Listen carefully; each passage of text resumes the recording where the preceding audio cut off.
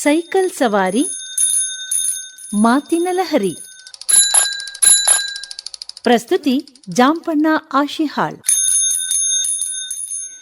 Cycle ಸವಾರಿ ಮಾತಿನ ಲಹರಿ ಈ ಕಾರ್ಯಕ್ರಮದಲ್ಲಿ ಒಂದು ವಿಶಿಷ್ಟ ಕುಟುಂಬ ನಮಗೆ ಸಿಕ್ಕಿದೆ. ತಾಯಿ ಇದ್ದಾರೆ, ಧರ್ಮಪತ್ನಿ ಇದ್ದಾರೆ, ಮಗ ಇದ್ದಾರೆ ಮತ್ತು ಅವರಿದ್ದಾರೆ. ಅವ್ರ ಜೊತೆ ಮಾತಾಡೋಣ. ನಿಮಗೆ ಗೊತ್ತಾಗತ್ತೆ ಏನೇನು ವಿಷಯಗಳನ್ನ ನಾವು ಇವತ್ತು ಮಾತಾಡ್ತೀವಿ ಅಂತ ಹೇಳಿ. ನಮಸ್ಕಾರ. ನಮಸ್ತೆ. ನಿಮ್ಮ ಹೆಸರು? ವೆಂಕಟೇಶ್ ಅಂತ. ವೆಂಕಟೇಶ್ ಅವರೇ, ನಿಮ್ಮ ಬಗ್ಗೆ ಕೇಳಿ ನಮಗೆ ಬಹಳ ಆನಂದ ಆಯಿತು. ವಿಶೇಷವಾಗಿ ನೀವು ಆಕಾಶವಾಣಿಗೆ ನಮ್ಮ ಕನ್ನಡ ಉತ್ಸವದ ಸಂದರ್ಭದಲ್ಲಿ ಭೇಟಿನೂ ಕೊಟ್ರಿ. ನನಗೆ ನೋಡ್ತಿದ್ದಂಗೆ ನಿಮ್ಮ ನೋಡಿದ್ದೀನಿ ಸರ್, ನಾನು ನಿಮ್ಮ ಜೊತೆಗೆ ಮಾತಾಡಿದ್ದೀನಿ ನಾನು ಅಂತಂದು ಹೇಳಿದ್ರಿ. ಸುಮಾರು ಜನಗಳೆಲ್ಲ ಇದ್ದಿದ್ದರಿಂದ ನಾವು ಮರೆತು ಬಿಟ್ಟಿದ್ದೀವಿ. ಬಟ್ ಈ ಒಂದು ಕಾರ್ಯಕ್ರಮಕ್ಕಾಗಿ ನಿಮ್ಮ ಜೊತೆಗೆ ವಿಶೇಷವಾಗಿ ಮಾತಾಡಲೇಬೇಕಾಗಿದೆ. ಎಷ್ಟು ವರ್ಷಗಳಿಂದ ನೀವು ಅಂಗಡಿ ಇಟ್ಕೊಂಡಿದ್ದೀರಿ? ಮೊದಲು ಯಾವ ಅಂಗಡಿ ಇತ್ತು ನಿಮ್ದು?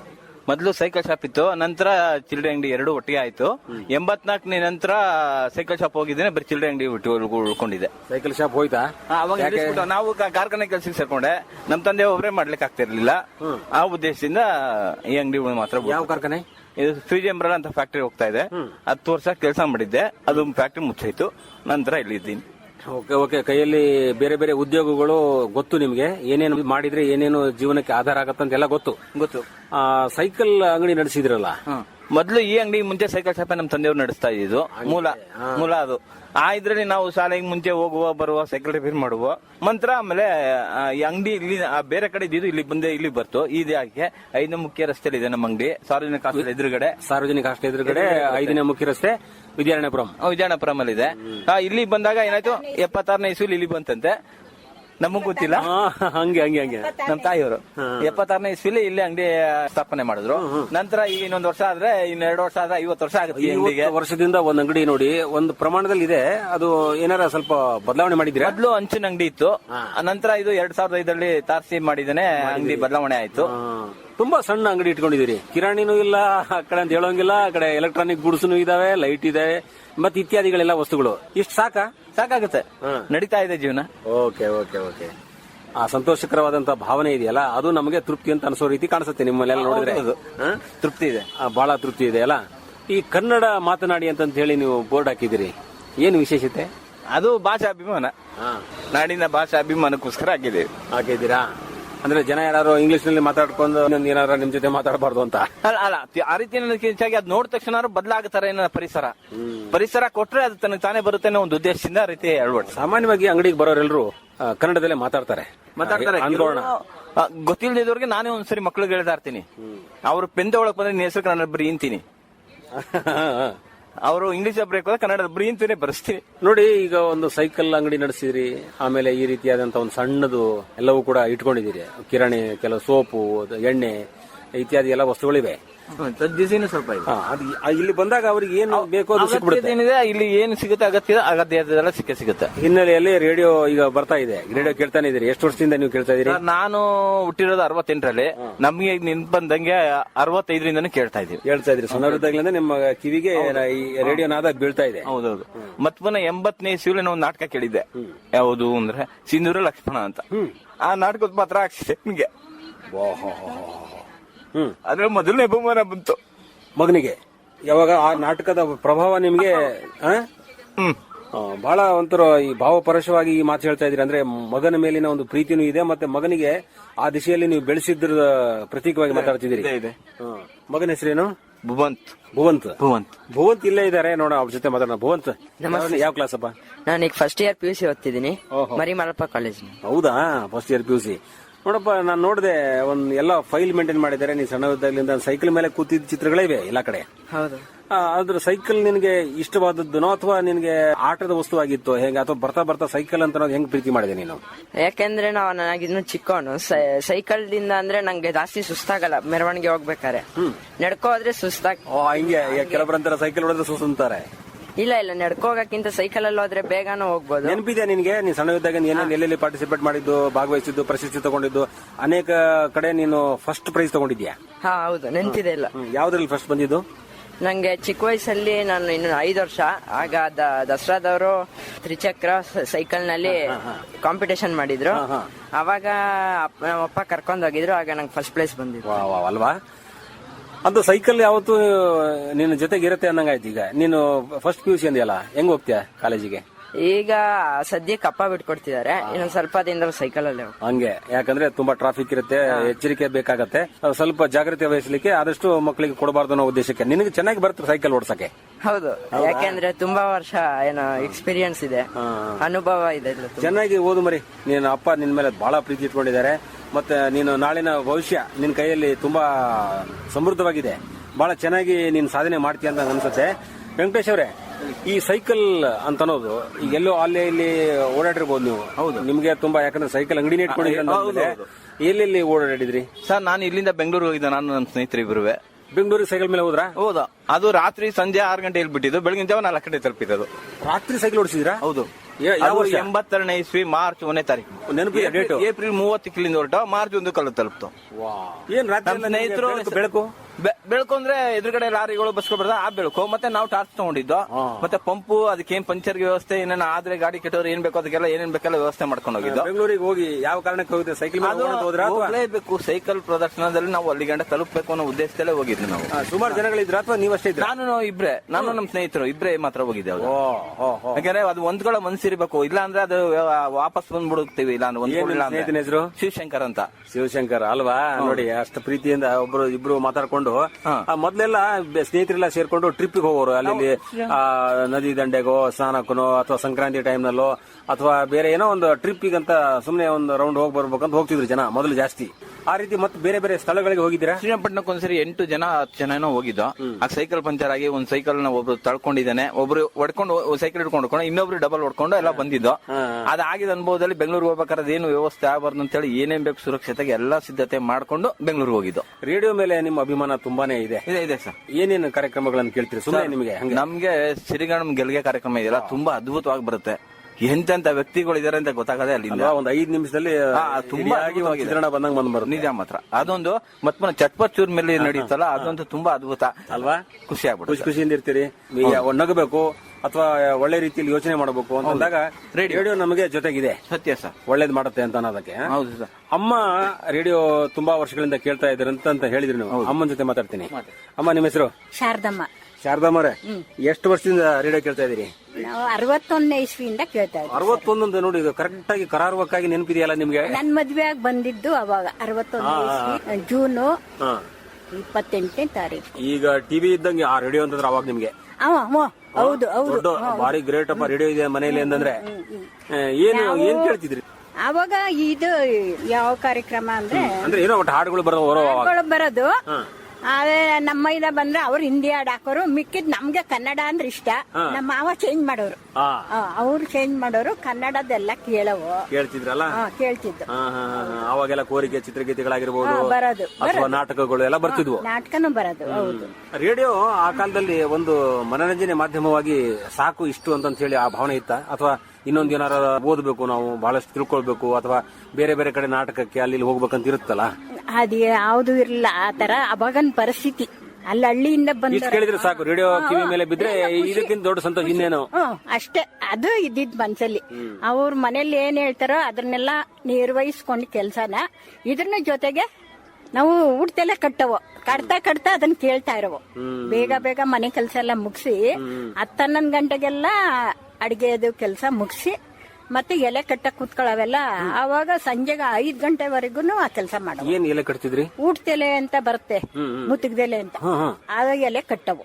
ಮಾರ್ತಿದ್ರಾ?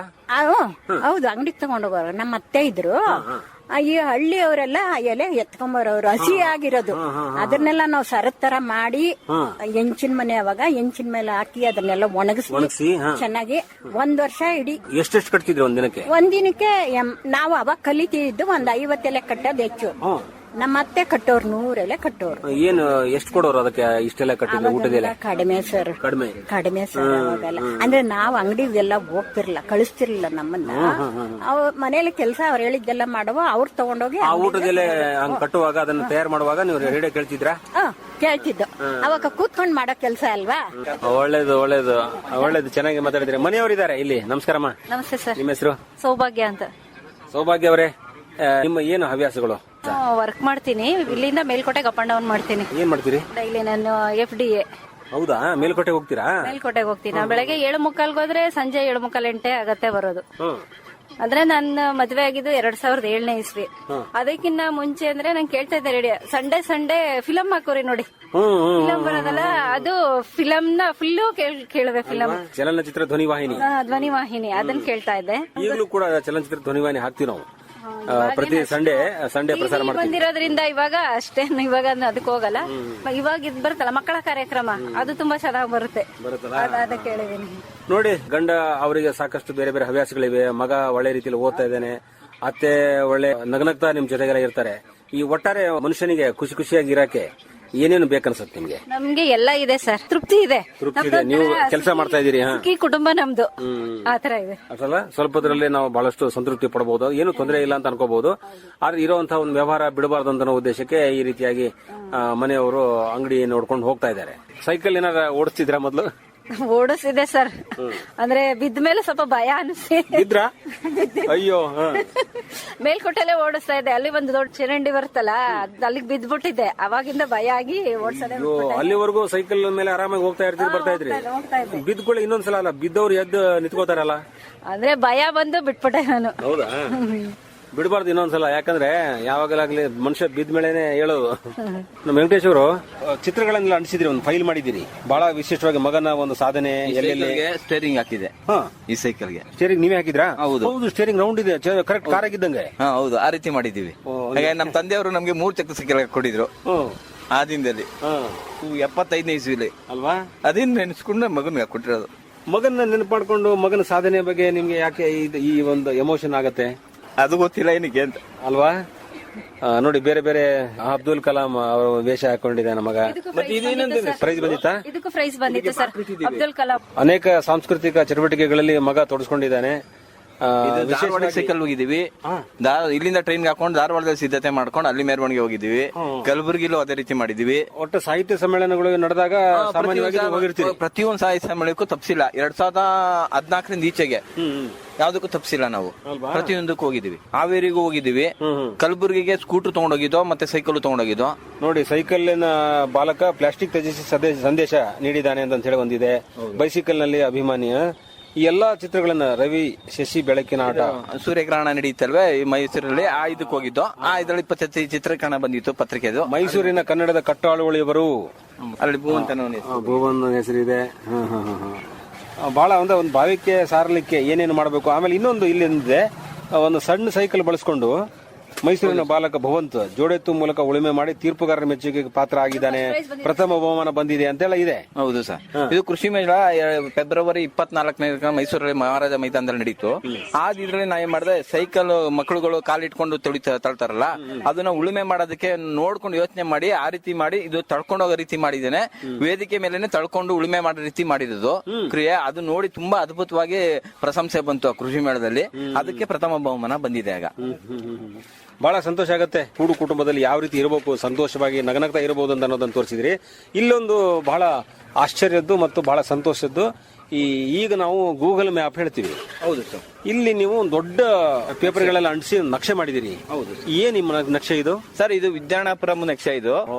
ಹಾಗಾಗಿ ನಾನು ಅಂಗಡಿಯಿಂದ ಏನೋ ಸಾಮಾನು ತರಲಿಕ್ಕೆ ಅಂತ ಹೋದಾಗ ಇಡೀ ಏರಿಯಾ, ನಾವು ಯಾವ್ದೇ ರಸ್ತೆಗೆ ಈಗಲೂ ಅಷ್ಟೇ, ಯಾವ್ದೇ ಊರಿಗೆ ಹೋದ್ರು ಹೋಗಿ ರಸ್ತೆ ಮತ್ತೆ ಬರಲ್ಲ, ಬೇರೆ ರಸ್ತೆಯಿಂದಾನೇ ಬರೋದು ನಾನು. ಸಂಶೋಧನೆ ಮನೋಭಾವ ನಿಮ್ದು. ಏನಕ್ಕೆ ಅಂದ್ರೆ ಅಲ್ಲಿ ಏನಿದೆ ಅಂತ ನೋಡಕ್ಕಾಗತ್ತೆ. ಅಲ್ಲ, ಇದನ್ನ ಯಾರು ನೋಡಲ್ಲ, ಅವ್ರವ್ರ ಪಾಡಿಗೆ ಅವ್ರು ನಮ್ಮ ಮನೆಗೆ ಹೋದ್ರೆ ಸಾಕಪ್ಪ ಅಂತಿರ್ತಾರೆ. ಅದ್ರಲ್ಲಿ ನೀವು ಈ ಮನೆ ಪಕ್ಕ ಈ ನಂಬರ್ ಮನೆ ಇದು ಕರೆಕ್ಟ್ ಇದೆ ಅಂತ ನೀವು ಅಬ್ಸರ್ವ್ ಮಾಡ್ತೀವಿ. ಗಮನಿಸ್ತೆ ಯಾವಾಗ ತೊಂದರೆಗಳಾಯ್ತು ಜನಕ್ಕೆ ಇಲ್ಲಿ ಬಂದ್ ಕೇಳಿದಾಗ ಅದನ್ನ ಗಮನಿಸ್ತಾ ಇದೆ. ಗಮನಿಸ್ಬಿಟ್ಟು ನಾನೇನ್ ಮಾಡಿದೆ, ಇದನ್ನ ಏನಾದ್ರು ಒಂದ್ ಸೇವೆ ಮಾಡ್ಲೇಬೇಕು ಇದನ್ನ. ಅದಕ್ಕೆ ಮಿತಾನೆ ಹಣ ಕಟ್ಬಿಟ್ಟು ಹಣ ಕಳ್ಕೊಂಡ್ಬಿಟ್ಟಿದೆ ಸೇವೆ ಮಾಡಿ. ಆ ಸೇವೆ ಬದಲು ಈ ಸೇವೆ ಈ ರೀತಿ ಒಂದು ಚಾರ್ಟ್ ಮಾಡಿ ಯಾವ್ಯಾವ ಮನೆ ಎಲ್ಲೆಲ್ಲಿ ಬರುತ್ತೆ ಅಂತ ಅನ್ನೋದು ಒಂದು ತುಂಬಾ ಚೊಕ್ಕಟವಾಗಿ ಮಾಡಿದಿರಿ, ಒಂದು ನಕ್ಷೆ ಹಾಕಿದಿರಿ ನೀವು. ಹೌದೌದು. ಇದು ಸಾಮಾನ್ಯವಾಗಿ ವೈಯಕ್ತಿಕವಾಗಿ ಯಾರು ಇದನ್ನ ಯೋಚನೆ ಮಾಡಿರಲ್ಲ, ಆದ್ರೆ ನೀವು ಮಾಡಿದಿರಿ. ಯಾವ್ಯಾವ ಮನೆ ನಂಬರ್ ಎಲ್ಲೆಲ್ಲಿದೆ, ಯಾವ್ಯಾವ ಕ್ರಾಸು, ಯಾವ್ಯಾವ ಸರ್ಕಲ್ ಎಲ್ಲೆಲ್ಲಿ ಬರುತ್ತೆ, ಬಹಳ ಚೆನ್ನಾಗಿದೆ. ಒಂದು ದೊಡ್ಡ ಚಾರ್ಟ್ ಮಾಡಿದಿರಿ ನೋಡಿ. ಅಂದ್ರೆ ನಮ್ಮ ವೈಯಕ್ತಿಕ ಒಂದು ಹವ್ಯಾಸಗಳು ಜನರಿಗೆ ಎಷ್ಟು ಅದು ಉಪಯೋಗಕ್ಕೆ ಬರುತ್ತೆ ಅಂತ ಅನ್ನೋದು ಕೂಡ ಮುಖ್ಯ. ನಾವು ಮಾಡಿದ್ರೆ ಏನಾದ್ರು ಒಂದ್ ಮಾಡಿದ್ರೆ ಒಂದ್ ಸೇವೆ ಇರ್ಬೇಕು ಅನ್ನೋ ಉದ್ದೇಶದಿಂದ ಈ ರೀತಿ ಮಾಡಿದೀವಿ ನಾವು. ಮತ್ತೆ ಜೊತೆಗೆ ಸಣ್ಣ ಪುಟ್ಟ ಒಂದ್ 8 ಹಾವು ಹಿಡಿದಿದ್ದೀನಿ ಇಲ್ಲಿ ನಾನು. ಹಾವು ಹಿಡಿತೀರಾ ನೀವು? 8 ಹಾವು ಹಿಡಿದಿದ್ದೀನಿ. 2004 ಇವ್ರ ಮನೆಗೆ ಒಂದ್ ಸಣ್ಣ ಹಾವು ಬಂತು. ನನ್ಗೆ ಇಲ್ಲಿ ಪಕ್ಕದಲ್ಲಿ ಕಿಟಕಿ ಇದೆ, ಈಗ ಅವ್ರ ಮನೆ ಹೊಡೆದಿ ಕಟ್ತಿದ್ದಾರೆ. ಇಲ್ಲಿಂದ ಅವ್ರ ಮನೆ ಬಾಕ್ಲ ಹಾಕ್ಬಿಟ್ಟಿದ್ದೇನೆ, ಕೂಕೊಂಡ್ರು ವೆಂಕಟೇಶ್ ಅಂತ. ಆಮೇಲೆ ಏನು ಮೇಡಮ್ ಅಂತ ಕೇಳ ಕಿಟಕಿಲಿ ಹಿಂಗೆ ಹಾವು ಮನೆ ಬಾಕ್ಲು ಮುಂದೆನೆ ಮಲಗ್ಬಿಟ್ಟಿದೆ, ಒಂಚೂರು ನೋಡ್ತೀಯಾ, ನಾನ್ ಬಾಕ್ಲು ತೆಗಿತಾಳ ಅಂತಂದ್ರು. ಸರಿ ಒಂದ್ ಬಾಟ್ಲು ಒಂದ್ ಕಡ್ಡಿ ತಗೊಂಡ್ ಹೋದೆ ನೋಡೋಣ ಅಂತ. ಅದು ಮಲಗಿತ್ತು. ಸುಮ್ನೆ ಏನ್ ಮಾಡಿದೆ, ಬಾಟ್ಲು ಮುಂದೆ ಕಿಟ್ಬಿಟ್ಟು ಒಂಚೂರು ಬಾಲಕ್ಕೆ ಟಚ್ ಮಾಡಿದಾಗ ಬಾಟ್ಲು ಒಳಗೆ ಸೀದಾ ಹೊಟ್ಟೈತು. ಅದು ಒಂದು ನನ್ನ ಇಂಪ್ರೆಷನ್. ಹಿಡಿಯೋದು ಹೆಂಗೆ ಅಂತಂದ್ರೆ ಒಂದು ಟೆಕ್ನಿಕ್ ಸಿಕ್ತು ನಿಮ್ಗೆ. ಟೆಕ್ನಿಕ್ ಭಯ ಆಯ್ತಲ್ಲ? ಆಗ್ತಿಲ್ಲ ಆಯ್ತಾ. ಆಮೇಲೆ ಅನಿಸ್ತು, ಆಮೇಲೆ ಸ್ವಲ್ಪ ಅದ್ರ ಬಗ್ಗೆ ಸ್ವಲ್ಪ ತಿಳ್ಕೊಳಕ್ ಶುರು ಮಾಡಿದೆ, ಏನ್ ಮಾಡ್ಬೇಕಾಗುತ್ತೆ ಅಂತ. ಆಮೇಲೆ ಏನಾಯ್ತು, ನಮ್ಮ ಡಾಕ್ಟರ್ ಶಾಪ್ ಒಂದ್ಸರಿ ಬಂದಿತ್ತು, ನಾಗೇಂದ್ರ ಪ್ರಸಾದ್ ಡಾಕ್ಟರ್ ಅಂತ. ಅವರು ಕೂಡ ಕಾರ್ಯಕ್ರಮದಲ್ಲಿ ಬರ್ತಾರೆ, ಆರೋಗ್ಯ ಕಾರ್ಯಕ್ರಮದಲ್ಲಿ. ಅವ್ರ ಡಾಕ್ಟರ್ ಶಾಪ್ ಇದೆ, ಬರ್ತೀನಿ ನಮ್ಮ ಅಂಗಡಿ ಎದುರುಗಡೆ. ಅವ್ರ ಡಾಕ್ಟರ್ ಶಾಪ್ ಅಲ್ಲಿ ಒಂದಿನ ಅವು ಬಂದು ಸುತ್ಕೊಂಡ್ ಮಲಗ್ಬಿಟ್ಟಿತ್ತು. ಅದರಿಂದ ಏನಾಗ್ತು ಅಂದ್ರೆ ಅವ್ರು ನನ್ ಕರೆ ಮಾಡಿದ್ರು, ಹಿಂಗಾಗಿದೆ ಅಂತ ಅಂದ್ರು. ಅದಕ್ಕೆ ಏನ್ ಮಾಡಿದೆ, ದೂರದಿಂದ ಎಲ್ಲ ಏನೇನು ವಸ್ತುಗಳಿತ್ತಲ್ಲ ಪಕ್ಕಕ್ಕೆ ಸರಿಸ್ಬಿಟ್ಟು ಒಂದ್ ಬಕೆಟ್ ತಗೊಂಡು ಬಕೆಟ್ ದಬ್ಬಾಕ್ಬಿಟ್ಟೆ ಮೊದ್ಲು. ಅದೇ ಹಿಡಿಯೋ ಟೆಕ್ನಿಕ್ಗಳು ಏನೇ ಇರ್ಬೋದು ಅಂದ್ರೆ ಒಟ್ಟಿನ ಹಿಡಿದ್ರಿ. ನಮ್ಮ ರಕ್ಷಣೆ ನೋಡ್ಕೊಂಡು ನಾವು ಮಾಡಕ್ ಹೋಗ್ತೀನಿ. ಮಾಡ್ಬೇಕು. ಅದಕ್ಕೆ ಮುಂಚೆ ಏನು ಮಾಡ್ಲಿಕ್ಕೆ ನೋಡಿ, ಒಂದು ಹಾವು ಹಿಡಿಯೋದು ಗೊತ್ತು, ಅಂಗಡಿ ನಡೆಸೋದು ಗೊತ್ತು, ಸೈಕಲ್ ಅಂಗಡಿ ನಡೆಸಿ ಅದರದ ಅನುಭವವನ್ನು ಪಡ್ಕೊಂಡಿದ್ದೀರಿ. ಮತ್ತೆ ಕನ್ನಡದ ಕುರಿತಾಗಿ ಸಾಕಷ್ಟು ಅಭಿಮಾನ ಇಟ್ಕೊಂಡು ಎಲ್ಲಾ ಕಡೆ ಓಡಾಡಿದಿರಿ. ಸೈಕಲ್ ದೂರ ಊರಿಗೆ ಬೆಂಗಳೂರು ತನಕ ಕೂಡ ಸೈಕಲ್ ಮೇಲೆ ಹೋಗಿ ಬಂದ್ರಿ. ಮತ್ತೆ ಕನ್ನಡದ ಕುರಿತಾಗಿ ಸಾಕಷ್ಟು ಅಭಿಮಾನ ಇಟ್ಕೊಂಡಿದ್ರಿಂದ ರೇಡಿಯೋವನ್ನ ತುಂಬಾ ಒಂದು ಪ್ರೀತಿಯಿಂದ ಆಲಿಸ್ತೀರಿ. ಅನೇಕ ಚಟುವಟಿಕೆಗಳು ಇಟ್ಕೊಂಡು ಬಹಳ ನಗನಗ್ತಾ ಜನರ ಜೊತೆಗೆ ಬೆರೀತಿದ್ದೀರಿ. ಬಹಳ ಖುಷಿ ಆಗತ್ತೆ ನಿಮ್ಮೆಲ್ಲರ ಜೊತೆ ಮಾತಾಡಿದ ಮೇಲೆ. ಖುಷಿ ಆಯ್ತು.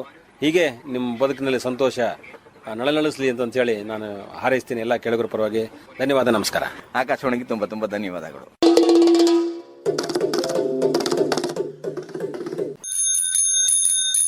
ಸೈಕಲ್ ಸವಾರಿ ಮಾತಿನ ಲಹರಿ ಕಾರ್ಯಕ್ರಮ ಕೇಳಿದಿರಿ.